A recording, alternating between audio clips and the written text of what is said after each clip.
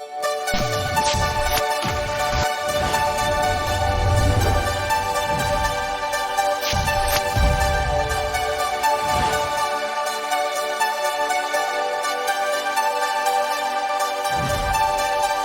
you tired of hearing people complain about the world and ready to own the responsibility to make the world a better place? Hey, my name is Brent Simpson, and welcome to this episode of Creating the Future. I believe that within each of us is a yearning to make the world a better place. So let's work together and make that desire a reality. My hope is that today's conversation inspires you as you endeavor to create the future.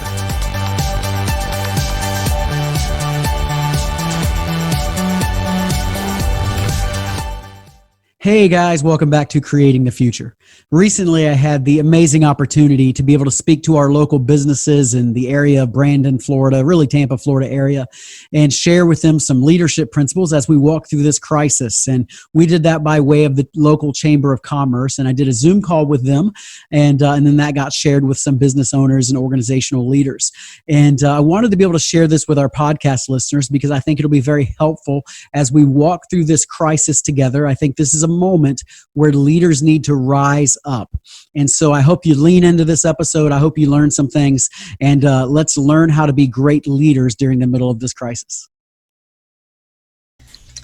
So, Pastor Brent, I have the pleasure of introducing you to the Brandon Chamber membership. And so that's super fun for me to be able to do that. So here are some cool things that you might want to know about Pastor Brent. He is a big FSU and Alabama fan, football fan. Yeah. He is not a Miami Hurricanes fan. I'm so sorry for those of you Hurricanes who are out there. He is a sports lover. He is crazy man of God, super, super cool. He's wicked smart. I guess I shouldn't say wicked and pastor all in the same breath, but wicked smart, like degrees in philosophy and apologetics and leadership, and pursuing his doctoral degree at the moment. Leads a Rise Church, right? 3 campuses all across the kind of southern Hillsborough County, eastern southern Hillsborough County area, Brandon, South Shore, and we have an Arise India campus. How cool is that? But probably my favorite part is not only is he my boss, right? He is my pastor, but he's also my really, really good friend. So wicked smart sweet. Pastor Brent, come on, talk to us. Well, it's funny that you start with all of the sports stuff because that's where I'm starting at. I was doing the sports talk thing on Saturday with the guys and a live video we do, and talking about the greatest sports movies of all time. And obviously Rocky is on that list for everybody, right? Especially when you culminate all of the different, I don't know, what is there, 8 or 9 total Rockies if you count the Creed movies in that. And I thought it was applicable to us. Rocky 3 starts in an unusual way, or it plays out in an unusual way. You got Rocky who gets beat up by Mr. T, Clubber Lang. And then he goes through the whole training mantra, comes back into the ring. And as he does that, he has this really ridiculous strategy for winning the fight that would never play out in real world. And he basically just gets pummeled until he wears down Mr. T, Clubber Lang, and he just gets the snot beat out of him over and over and over. And famously, he keeps yelling, "You ain't so bad, you ain't so bad," and that whole line, and "I'm not breathing heavy, you're breathing heavy," all that kind of stuff. And I was thinking about that and thinking how the very fact is that so many people in the middle of change and in the middle of a crisis like we're in right now want to use that same kind of strategy, right? It's like we don't actually want to fight back. We just want to run from it. We want to ignore it. And if you, in a moment like this, if we don't do something and we just absorb blows, it might have worked for Rocky, but it is not going to work for us. This is a moment where ducking and weaving and covering and all that kind of stuff, you got to duck and weave as much as you can to block the blows of this crisis and the change that's happening right now. But at the exact same moment, you cannot run from all of it. There is no way. And so in this season that we're in, we really have to lead well. And, a crisis like anything else will test our mettle, probably more than anything else. It's going to show what we're made of. And this is going to be one of those things that throws a lot of punches at organizations and businesses, and it's a time where we've got to rise up and lead, and we cannot delegate leadership in a moment like this. You can't pass this off to somebody else. The buck isn't going to get passed, and it's going to test your mettle and see how good of a leader you are. And if you've been leading in the past, if you haven't been just floating with the status quo and going along, it's going to be a lot easier. But if you have just been, maintaining the status quo, you're going to get punched in the mouth in a moment like this, and you're going to have to find out if you can fight or not. This crisis is coming, like it or not. But it's in the midst of these kind of moments that great leaders rise to the occasion. They always rise up during hard times. And let's be real, anybody can lead when things are easy. I mean, anybody can do that. But when the definitive moments come and life gets hard and you get the wind knocked out of you and you get punched in the mouth, so to speak, that's the moments where you find out what kind of leader you really are. And, and this is a difficult season for leadership. And it's also a season at the same moment that leadership is needed more than it's ever been needed before. Inside of every organization, there's going to have to be people that step up and lead, or you're just not going to survive. And so my point with all that is just that we have to take action. We've got to rise up to this moment. And honestly, these are the moments too that the greatest life lessons are learned. If you ever sit and talk to somebody who's gone through hard times in their life, they always point back to a time of crisis or hardship. And that's what they say, oh, that's where I learned the most. And we're in the middle of a moment where if we rise up, we can actually learn the most about who we are and what we can accomplish in our organizations as a whole. And now, this is where I want to go with this. So when I say lead well, and I'm talking about Rocky and fighting and all that, I want to be very clear, because I think leading well in this moment is going to look different than a lot of people might assume it's going to look. Leading well during this season means we're going to need an extra level of care, an extra level of compassion and understanding. This is a moment in the world where we need leaders who don't have just IQ, but also EQ.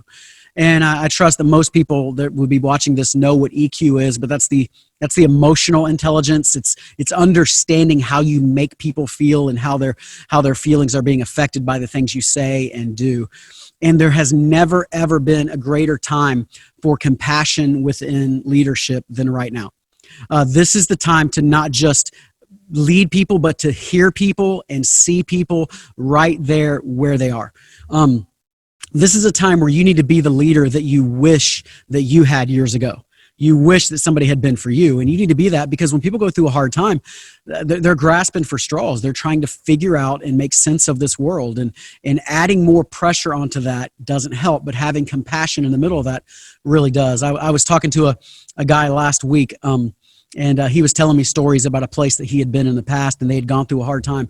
And he was telling me how his boss every week would come to him when he handed him his paycheck and say, I just don't know if you're going to get paid next week. I don't know if you're going to get paid next week.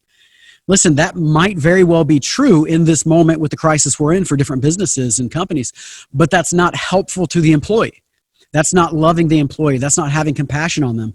There's a way to say it, and we'll get to that in a minute, without scaring them, without making things worse.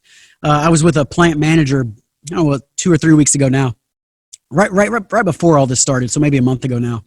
And we were talking about leadership, and he was struggling with some things. And this particular plant manager said that when he hires people, he always tells them, he said, my kids will eat first. My kids will eat before your kids. In other words, I'm not going to lose my job because of you. And I completely understand what he's getting at there, but I was trying to correct that. I said, listen, never say that. People don't want to work for somebody that doesn't care about them and doesn't care if their kids eat and is always protecting number one. You're going to create a culture where everybody's protecting number one, and that's not healthy, but it's easy to do in a moment like this. And so in that moment, I said, listen, do it this way. Just said, I will do all I can to make sure your kids eat. Don't make it about your kids, my own kids not eating or not. I will do whatever I can to make your kids, allow your kids to be able to eat and make sure that you're successful in this company. So right now is this unique season where it's not just enough to do business. We've got to do relationships. We've got to let people know that you're walking with them through hard times. They got to feel your compassion, and in the crisis and in the midst of change, because all change leads to crisis in some people. So when we talk about leading change or leading crisis, a lot of it is so similar, and people need to know that you're with them in it. The Germans had this quote they called the feel of the cloth, that when they would march in individual lines and side by side, that they would feel the cloth of the person next to them. And the cloth of the person next to them actually gave them an assurance and a peace and a comfort that somebody is with me in this. And I think this is a moment where as a leader, as a boss, as a manager, that our people need to know, hey, I'm in this with you. We're going to make it through this together, and that I care about you. We say this a lot in our church. Pastor Tina will recognize this, but two things people never forget is a hand and a boot. They never forget that hand that pulls them up during a hard time. They also never forget the boot that shoves them down during a hard time. And so we need a new level of compassion, I think. And I think that's something people aren't talking about in leadership as much right now. But it's going to pay big dividends. We'll get to that in a second. But it's going to pay big dividends in the long run. And so getting past, we all walk by people and we say, how are you doing? But stopping for a minute, looking them in the eye after they say, oh, I'm good. Looking them in the eye and say, okay, really, how are you doing? The fact is, this crisis is deeply unsettling for a lot of people and their futures, and everybody has these concerns. And the other thing is this: inside of our businesses and organizations, people are always the greatest asset we will ever have. We might have things that are very valuable, and some people might sell things or have things in stock that are valuable, but our people are always the most valuable things, because you're not going to sell without good people, and you're not going to have customer service without good people. People are the greatest asset you're ever going to have. And in this moment, trust is a currency. And compassion is a currency. And as you have compassion now, that's going to pay huge dividends later on. As you're loving and caring for people and talking to them and slowing down a little bit to say, hey, I'm with you through this and I got your back. And not everybody's going to make it through this. And sometimes we do have to lay off or let people go. We understand that.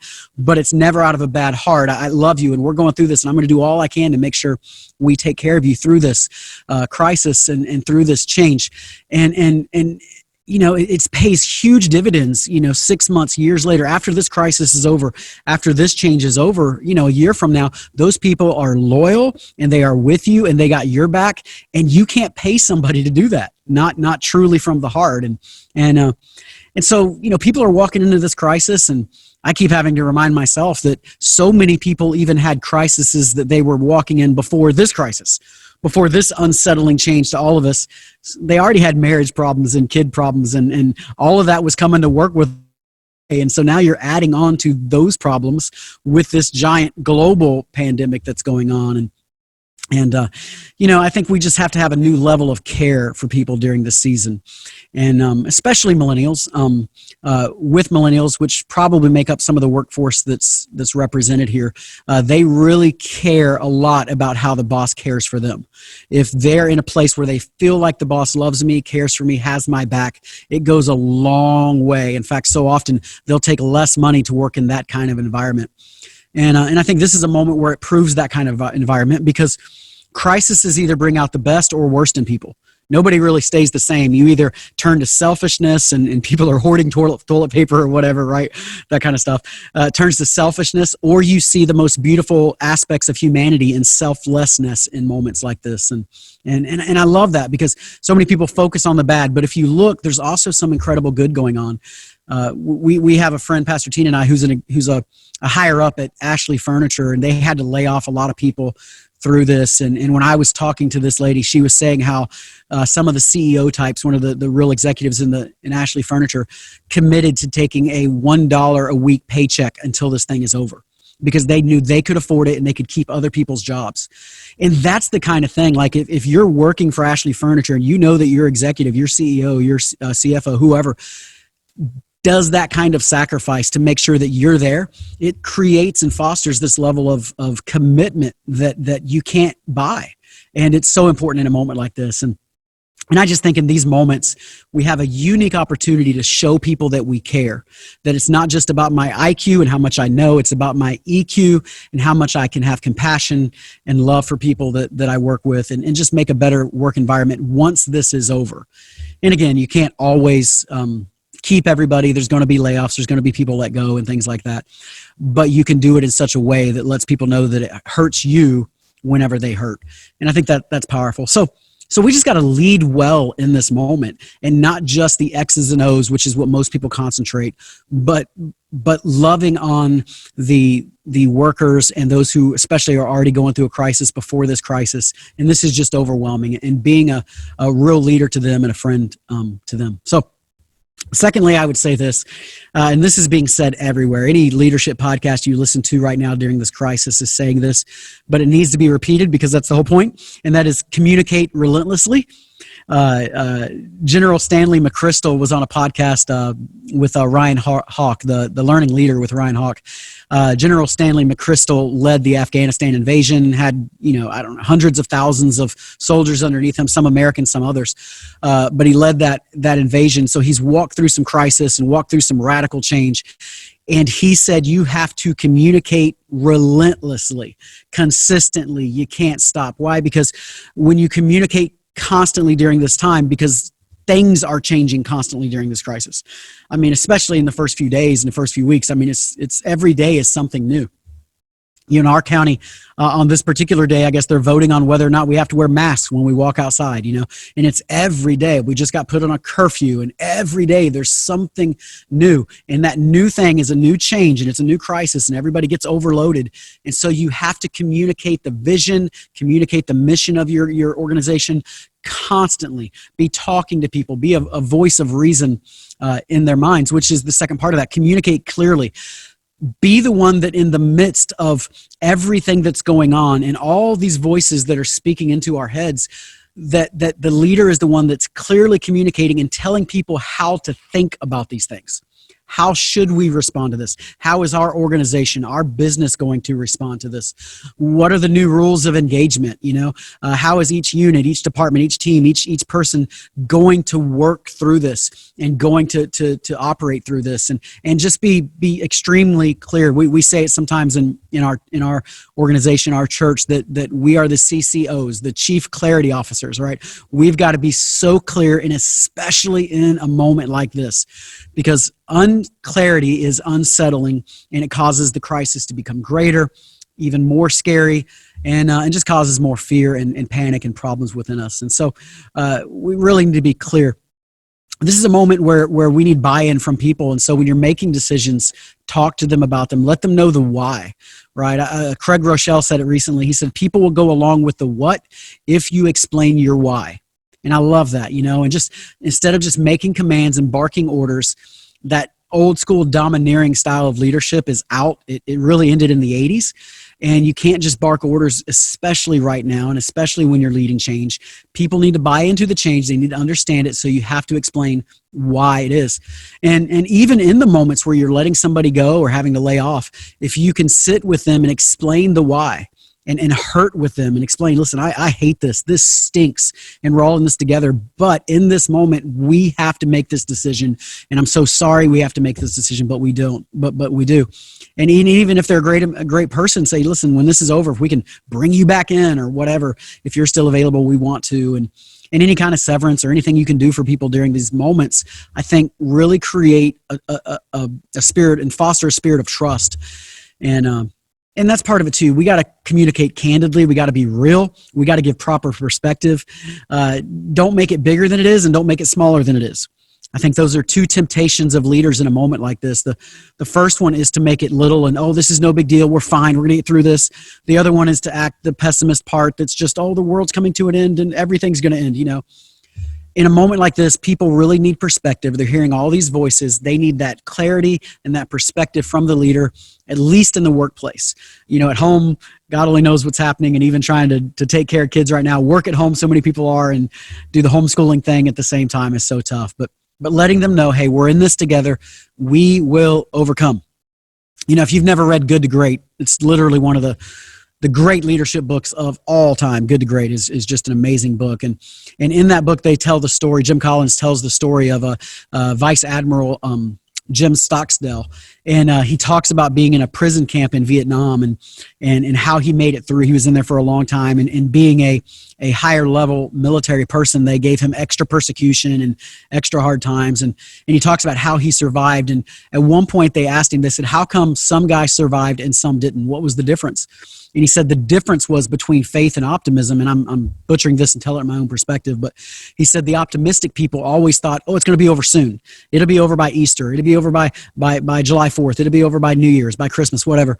And they were always creating a date, and they said it'll be over by this. And then every time that date came and it didn't pan out, they were disheartened, and they really died of a broken heart and just hurting through it.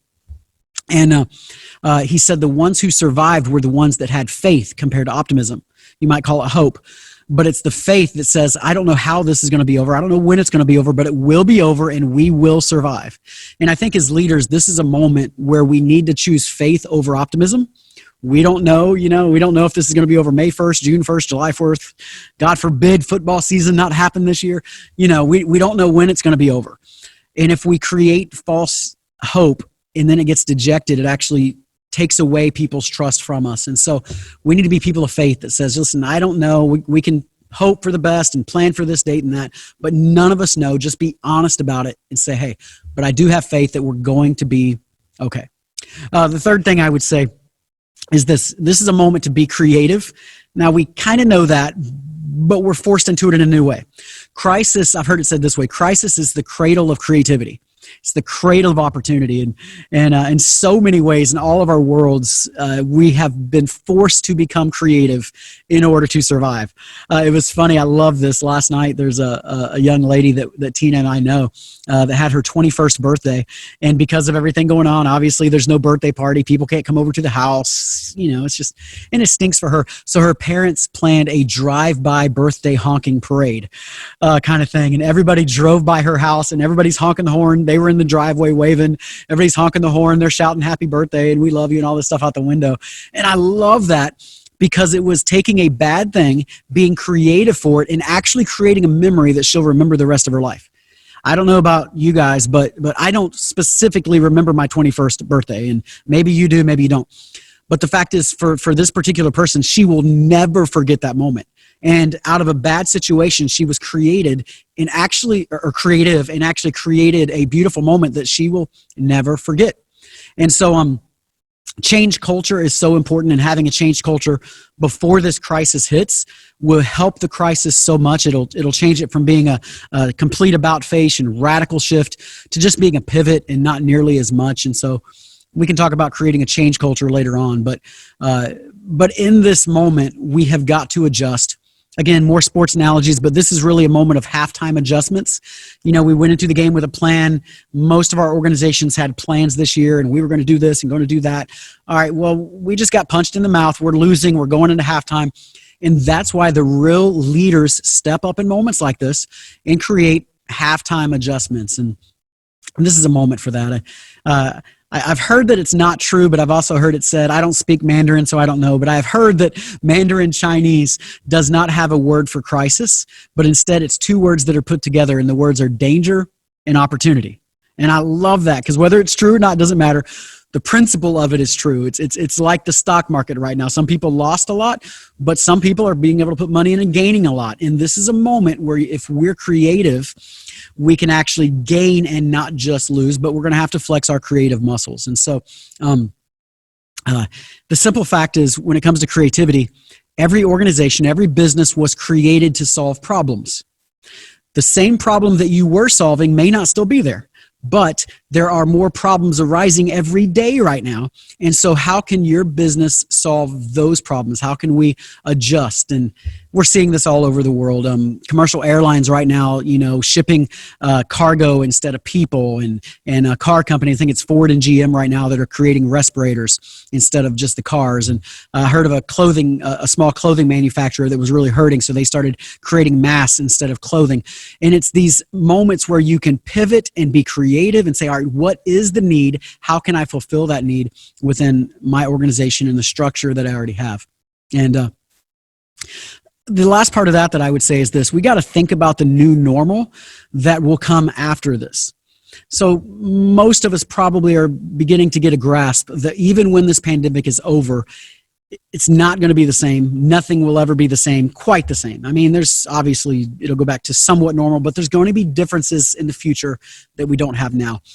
And most of us as leaders are guilty of, if we were playing football and somebody's running, you don't throw the football to where they are, you throw it to where they're going. And most of us are guilty of throwing it to where our culture is, our industry is, our economy is, where our market is in that moment, and not throwing to where it's going to be. This is a moment where if we do that, we're going to be in trouble because the world is changing rapidly. The last I heard, the understandings, the knowledge of the world changes every 12 months. It doubles. I mean, it used to be every 500 years it doubled.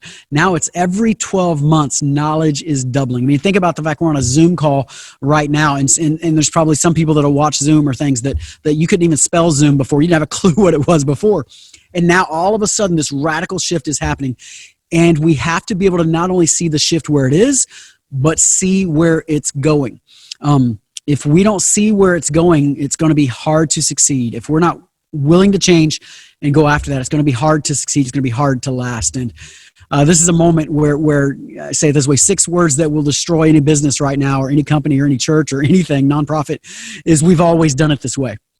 There was a time where you might have gotten away with that. That is over now, because if you're still doing it that way, it's probably not working, and it's probably the death in your business. And we know that our leadership IQs go down with time, meaning that the longer you're in a business or an organization, the less you notice the problems. You know, painters don't smell paint any longer. They don't even notice any longer because they're used to it. And as that happens, it threatens our ability to create new ideas.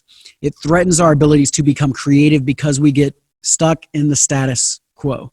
And I love the way James Kozas says it. He's a leadership expert. He says, leaders must challenge the process precisely because any system will unconsciously conspire to maintain the status quo and prevent change. Leaders are in this system, and systems by their nature don't want to change. We're in a moment where we have to change. Leaders have to lead the change in the middle of that. So, we could talk about a lot more, but our mission, our vision is permanent, but our approach is temporary. There's a shelf life to all of our approaches in our organizations and how it will work. What worked yesterday might not work today, and definitely won't work tomorrow. And we've got to be creative with that. And every organization is slightly different with that. So the last thing that I would say, and then we can do Q&A, or Pastor Tina and you guys, whatever you want to do. But the last thing that I would say here is as we do halftime adjustments. So most of us had our first quarter goals and second quarter goals and plans for the end of the year and lag measures and lead measures and all those kind of things. As we do our halftime adjustments, you're going to fail some. That's okay. Don't fear failure. Just keep moving forward. Believe it or not, there was a time I used to do triathlons, and I would swim for long periods of time, and I would swim a mile or more, not every day, but consistently 4 or 5 days a week. I would swim a mile or more in the pool. And when you're swimming in the pool, you do that thing where your hand's coming up, you're grabbing what's in front of you, the water that's in front of you, and you're shoving it behind you, and you just keep doing it. And you're never going more than a foot or so above your head, and you're just taking what's in front of you and shoving it behind you. So the great philosopher Dory once said, just keep swimming, just keep swimming, just keep swimming. This is really and truly a moment where in your leadership teams, you can't plan for much more than a month or so. You can't plan for much more than a week or so at times. Just keep swimming. Just take what's in front of you, work it out, and keep pushing it behind you. And in swimming, at least, that's actually what creates progress and keeps you moving forward. I believe in the middle of a crisis and in the middle of change, extreme change like we are, that's also what will do the same thing. You can plan for next week, but next week might be radically different. Just keep taking each day, grab it, push it behind you, and keep loving people in the middle of it. So that's my thoughts. And I know Pastor Tina says this in some of the meetings with you guys, with different businesses and chamber meetings, but our church is here to serve you guys during this, and we want to be a blessing to the community. If you have anybody in your businesses or such that need prayer, let us know. We'll go there and pray with them. If you ever want to start a Bible study or something that's just voluntary and anybody who wants to show up can do it, let us know. We'll jump in and have somebody go over and teach that, or any kind of conversations like that we can help with. And any way we can help with giving compassion in a moment like this and giving hope in a moment like this, we are here for you. So anyway, that's my leadership talk. I don't know if we want to talk about it or what, Pastor Tina.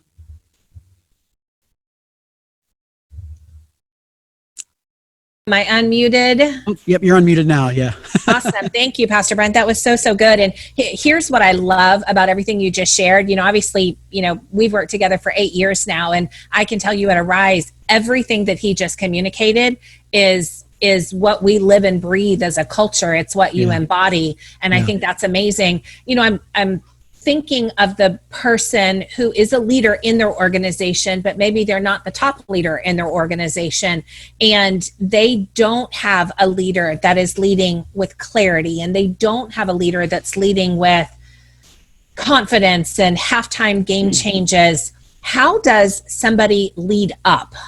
Right? They can't make the whole organization better. How do they lead up? Yeah. Ty and I, my son Ty, we just watched the movie Invincible recently, a couple days ago, after that sports talk thing. And so we pulled out the Invincible movie, which is the story of Vince Papale, the football player in Philadelphia who basically is a walk-on that becomes a professional football player for the Philadelphia Eagles. Great little movie. Mark Wahlberg plays the part. And my mind's going blank on the name of the coach right now. He's famous, but the coach for the Philadelphia Eagles is very young. And there's a moment where Vince Papale is called to the office, and it's just him and the coach talking. And the coach is young, and Vince Papale is a little older. And the coach says to Vince, because that's his job, he says, "So how you doing? How you doing, Vince?" And Vince says, "Hey, I'm pretty good." And he stops for a second. He says, "Hey, coach, how are you doing?" And the coach freezes in his steps in that moment.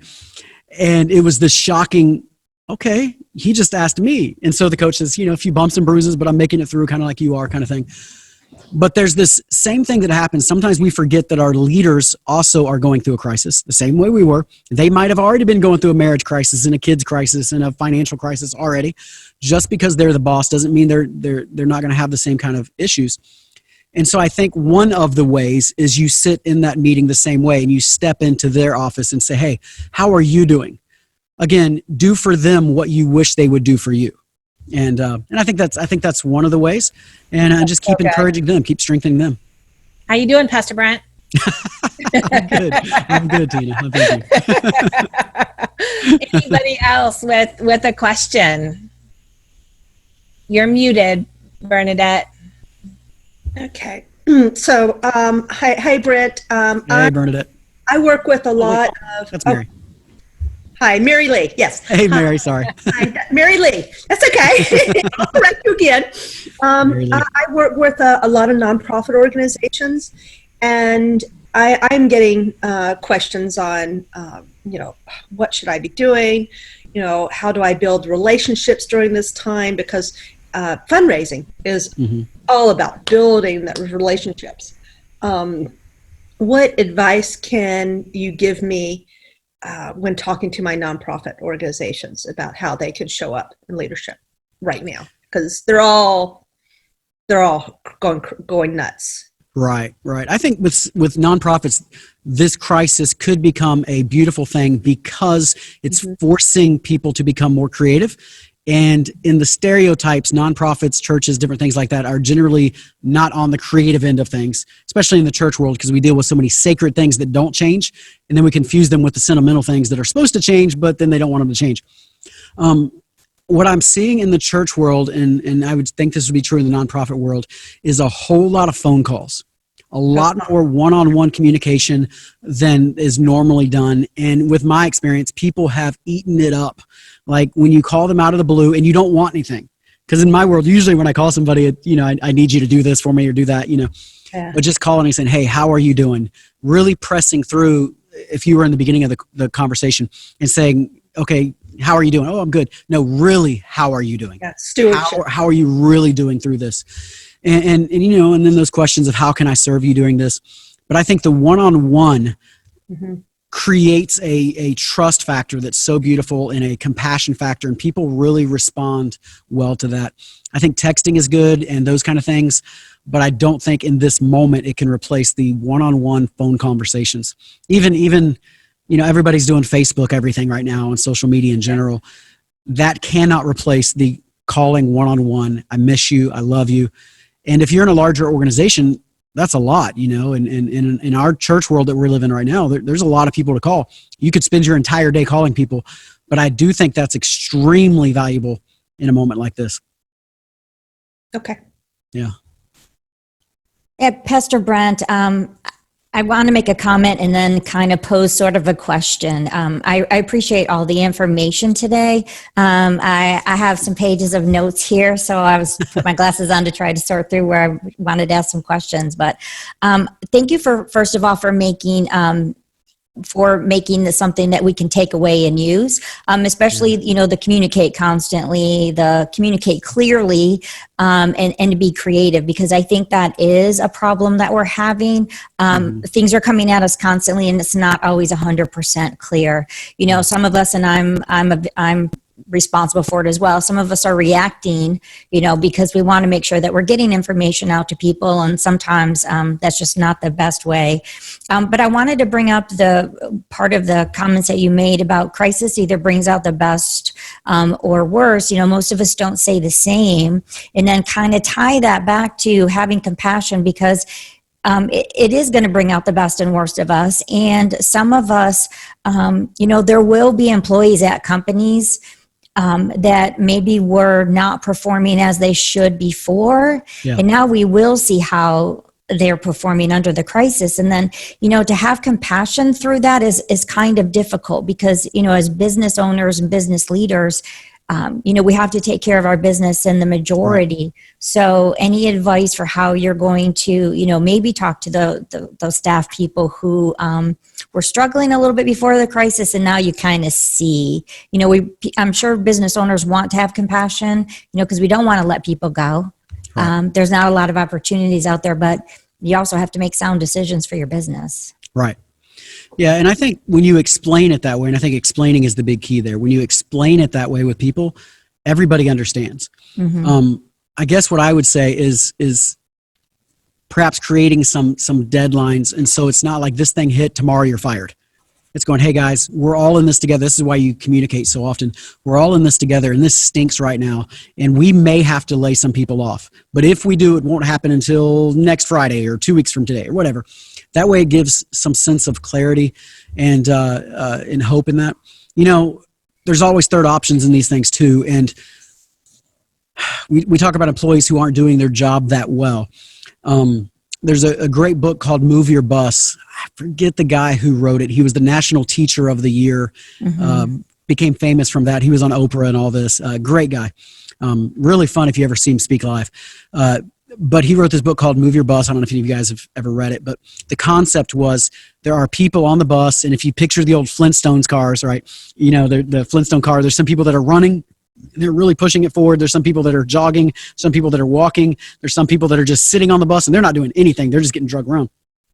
And his whole teaching throughout that book was this, that the people, wherever they are, if they're a runner or a jogger or a walker or a sitter, or whatever they are, they usually will never progress to the next level. And if you really try really hard to motivate them, they might go there for a month or two, but then they end up going right back to whatever their human nature is. And what happens so oftentimes is in our businesses is that we love people. We don't want to hurt people. And so in that moment, we let these people keep working for so long that are riders or walkers, and they're not really projecting the company forward.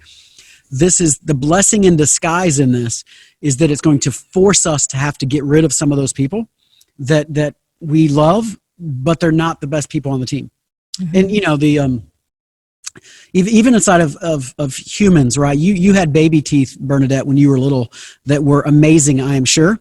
But at some point, in order for you to grow into adult, you had to lose those baby teeth, and adult teeth came in. Inside of every organization, as the organization grows, there are some people that could get you here, but they're not going to get you to there. We must molt, so to speak, inside of organizations. And if you've set it up well, this is a bigger picture than the crisis we're in, but if you've set it up well, every organization should be a team, not a family. We love to talk about family. Many teams feel like family because you can love each other like family and this and that. The difference is, when it comes to family, everybody has, great Aunt Bertha, who's, 95 years old, and she comes to Thanksgiving, and we all love her to death, and we would do anything for great Aunt Bertha. But the fact is, she doesn't actually contribute to anything anymore, and she can't help cook, and she doesn't wash the dishes, and she doesn't contribute any longer. But you love her, and she has always got a seat at your table, and always will until she passes away, because she's great Aunt Bertha. That's family. However, teams don't function that way. Teams, you love each other, you bond, you have great culture. But if the shortstop on the team keeps dropping the ball, he's either got to go onto the bench or he's got to go down to, a different level of play. AAA ball or AA ball or whatever, if you do the baseball analogy, because you cannot just keep somebody on the team who isn't pulling their weight. This is a moment. And honestly, as far as the leadership talk is concerned too, if you keep somebody on the team who's not pulling your weight, it actually takes away the authority of the leader, because every other player knows, hey, this guy's not pulling his weight. And that makes the leader, the manager, the boss not leading well, and they lose respect for the leader because they're not dealing with the situation. All that to say, this crisis is going to force us to deal with some of that situation. And so there's a good part of that could come out of it. Sorry, I don't want to ramble, but there's an old Cheers episode from back in the day where I forget which one it was, Norm or one of the guys on Cheers, but he gets the job of firing people. And every time he fires them, he just cries his eyes out. And then after that, like, everybody wants to be fired because it gets this reputation. Obviously, that's an extreme and a silly sitcom. But no matter how you do it, I think when you let people go, there needs to be a wealth of compassion. And even if they weren't pulling their weight to the level that you wanted, you're dealing with humans, and you got to love them that way, and care for them. And yeah, I don't know if that answers the question, but it does. It brings a lot of clarity to situations, and I think it'll be a help to a lot of people out there. So I appreciate that. Yeah. Pastor Brent, is this the Move Your Bus? That is the book. Ron Clark. That is the bus. Move the Bus book. Yeah. It's a great little book. It's actually a really quick read. You could probably read that in 3 hours. It's a short little book. It's a parable kind of book, but it's a good one. Well, I'll have to put it on our short-term reading list. Yeah. Well, Pastor Brent, thank you so much for your time, your wisdom, your knowledge. I get the gift of being able to tap into that on a regular basis, but I just want to echo what you said, that we continue to be a resource to our membership, to the community, and we stand here and available anytime you've got something you want to chat about. The funny thing is that people always think that we sit around and pray and read the Bible all day. And while we do a good amount of that, we do a whole lot of leadership, and a church is a business as well. So we're certainly glad to come alongside and support the membership. Yep. Yeah, it's a privilege to be here. Thank you guys so much for having me.